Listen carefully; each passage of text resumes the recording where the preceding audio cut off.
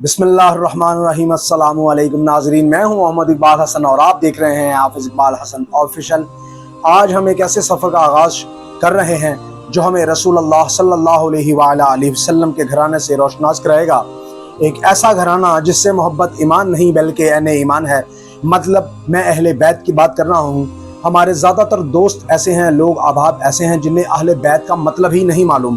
اہل بیت دو لفظ ہیں، مطلب اہل کا مطلب ہے یعنی گھر، اور بیت کا مطلب ہے گھر والے، یعنی اہل بیت کا مطلب ہے رسول اللہ صلی اللہ علیہ وآلہ وسلم کے گھر والے۔ اور میں آپ کو بتاتا چلوں، قرآن کی روشنی میں اللہ پاک قرآن کریم فرقان حمید میں سورۃ الاحزاب آیت نمبر 33 میں فرماتے ہیں، انما یرید اللہ لیذھب عنکم الرجس اہل البیت ویطہرکم تطہیرا۔ اے نبی کے گھر والو، اللہ چاہتا ہے کہ تم سے ہر طرح کی ناپاکی اور نجاستوں کو دور کر دے اور تمہیں اس طرح پاک صاف اور ستھرا رکھے جس طرح رکھنے کا حق ہے۔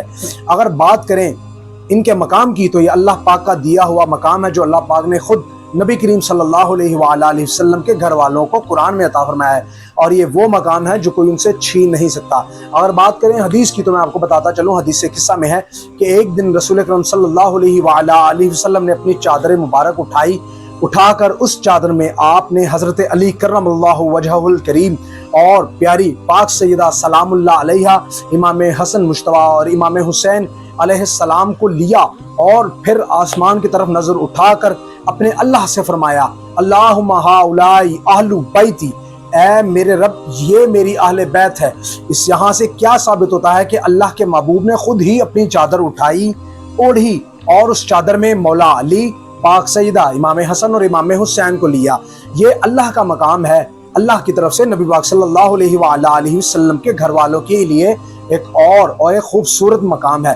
اگر تیسری حدیث کی بات کرتے چلیں تو یہ حدیث ترمذی شریف کی حدیث ہے، جہاں اللہ کے محبوب علیہ السلام فرماتے ہیں، انی تارک امری فیکم امرین کتاب اللہ و عطرتی اہل بیتی، میں تم لوگوں میں دو چیزیں چھوڑے جا رہا ہوں، ایک کتاب اللہ کی کتاب قرآن کریم فرقان حمید، اور دوسری اپنی اہل بیت، مطلب میرے محبوب علیہ السلام نے اللہ کی کتاب کے ساتھ اپنی اہل بیت کو رکھا۔ یہ وہ مقام ہے جو خود نبی پاک صلی اللہ علیہ وآلہ وسلم نے اہل بیت کو عطا فرمایا۔ یہ وہ مقام ہے جو کوئی ان سے چھین نہیں سکتا۔ یہاں پر بات ہو رہی ہے اہل بیت کی، تو میں آپ کو بتاتا چلوں کہ اہل بیت کا گھرانہ وہ گھرانہ ہے جہاں پر میرے مولا کائنات جیسی پاک ہستی، پاک سیدہ سلام اللہ علیہ جیسی پاک ہستی، امام حسن مجتبیٰ علیہ السلام جیسی پاک ہستی، اور امام حسین علیہ السلام جیسی پاک ہستی ہے۔ آج ہم نے یہ جانا کہ رسول اللہ صلی اللہ علیہ وآلہ وسلم کے نزدیک سب سے زیادہ محبوب ہستیاں ہیں جو ہیں وہ کون ہیں، اور وہ ہیں اہل بیت کی ہستیاں۔ ہم نے آج جانا اہل بیت کو قرآن کی نظر میں اور رسول اللہ کی نظر میں۔ اللہ پاک ہمیں اور زیادہ اہل بیت سے محبت کی توفیق عطا فرمائے۔